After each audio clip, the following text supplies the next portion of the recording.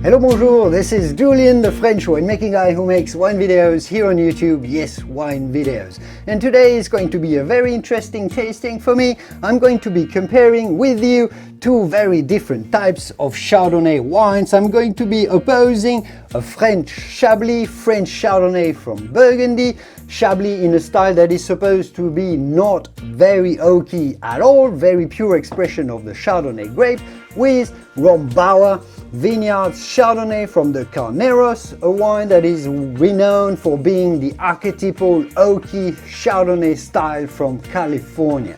I've actually never tasted Rombauer before. For a reminder, I am French, so I mainly taste Chardonnays from Burgundy. We don't get a lot of US Chardonnays here. I'm quite excited to taste Rombauer with you and give you my impressions on what it tastes like. Is it good? Is it too oaky? Well, we'll find out very, very soon. Yes, if you've been wondering, this video theme has been inspired a little bit by what Madeleine Puckett of Wine Follies does really well on her channel, comparing wines from the new world with wines from the old world and see what are the key differences. How do those wines talk to your taste buds, your nose, your palate?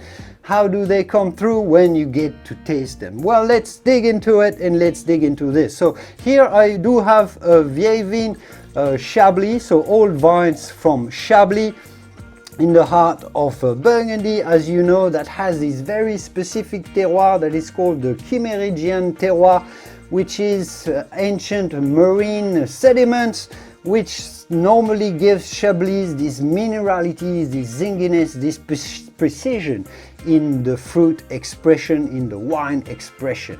On my left is Rombauer Vineyard 2018. Those are both 2018, so we're not comparing different vintages, same age, about 1.5-year-old wines here from the Carneros, south of the Napa Valley, Sonoma, by the San Pablo Bay.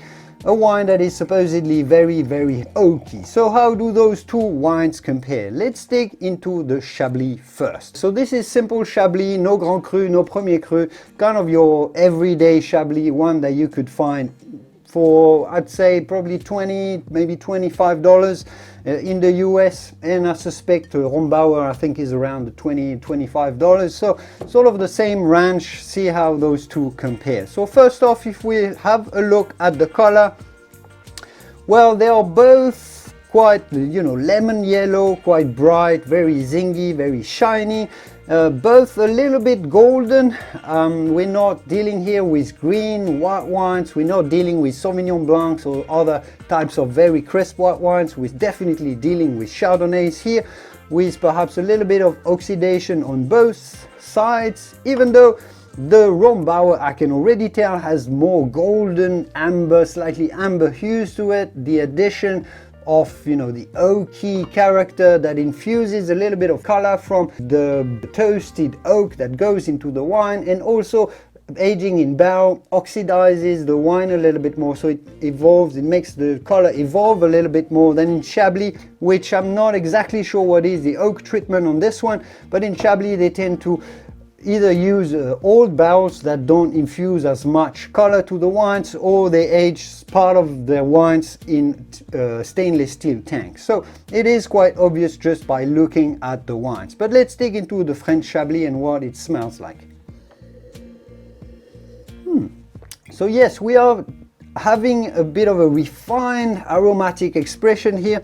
It's got some blossoms, it's quite floral, there's hints of lemon, fresh lemon coming through to the nose.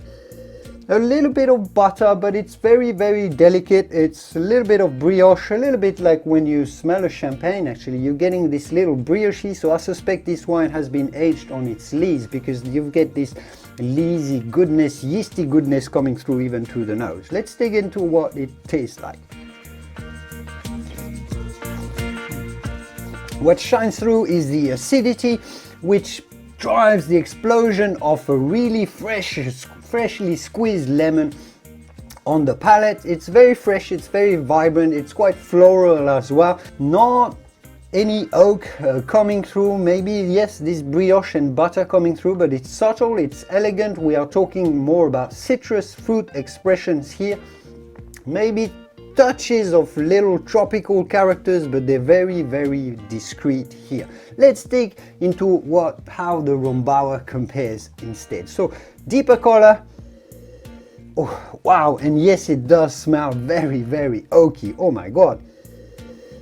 Getting a lot of smokiness, lots of wood ashes, wood smoke. You can tell that the barrels that this wine has gone through would have been rather deeply, darkly toasted. In this case, a lot of vanilla, a lot of coconut, kind of bourbon-like kind of smell.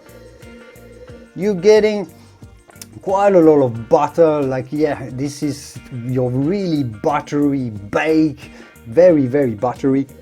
If you dig a little bit further, swirling the wine, yes, the fruit comes through, but we are dealing here with more of a jammy lemon, like a lemon marmalade. If we are to find a little bit of lemon here, a bit of orange zest or confit orange, so definitely on the riper side of the citrus fruit characters. And there are definitely a big burst of tropical fruits. The really ripe mango, juicy mango aromas come through in this wine.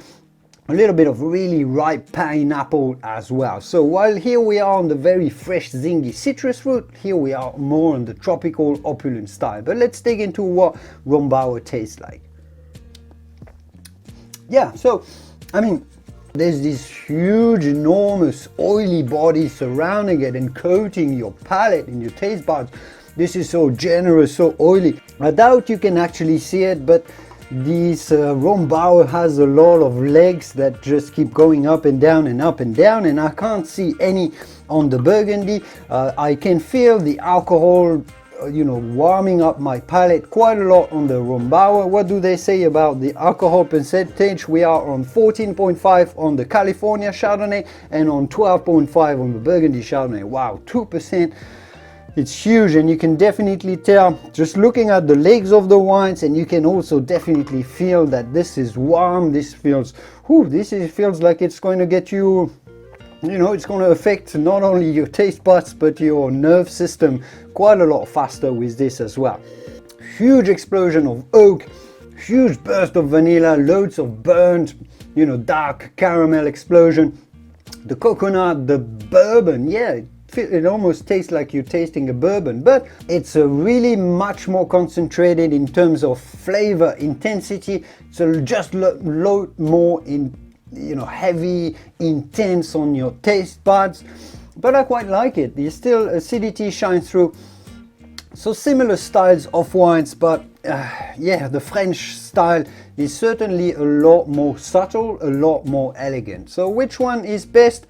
I think the Rombauer, I actually quite like it for the style that it is. It's actually quite precise, but it's big and opulent and heavy.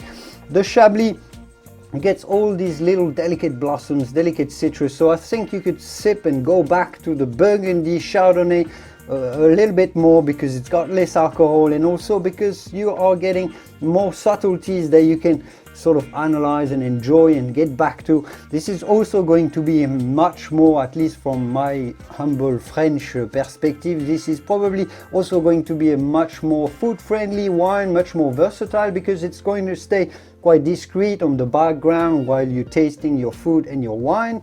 It's going to add a little bit of citrusy zinginess, citrusy linginess, a bit of lemon, like squeezing some lemon on your fish dish, while the Rombauer is going to be big and overwhelming. So this is certainly more for powerful dishes, your barbecues, your grilled meats, and your very fatty, opulent dishes, because it's got so much flavor intensity, while the Chablis is more for refined foods, the sort of French restaurant, delicate type of cuisines, which kind of makes sense. They're made for different palates and different types of foods as well.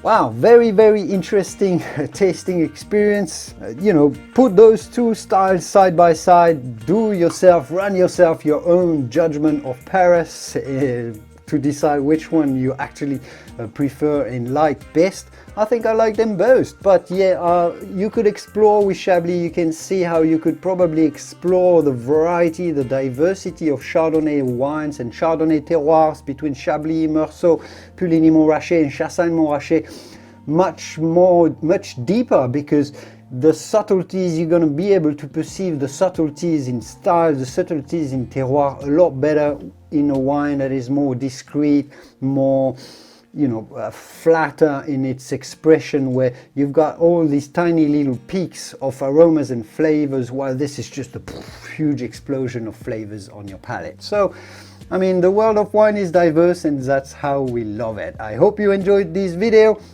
and I will see you soon with our next video, where I will be comparing very soon Sauvignon Blancs from France with Sauvignon Blanc from New Zealand. I hope you enjoyed this video. If you did, let me know in the comments. Give this video a quick thumb up. If you didn't like it, well, let me know why. Maybe give it a dislike, but let me know why. And I will see you soon in the wonderful world of wine. Au revoir. Bye-bye. Cheers. Santé.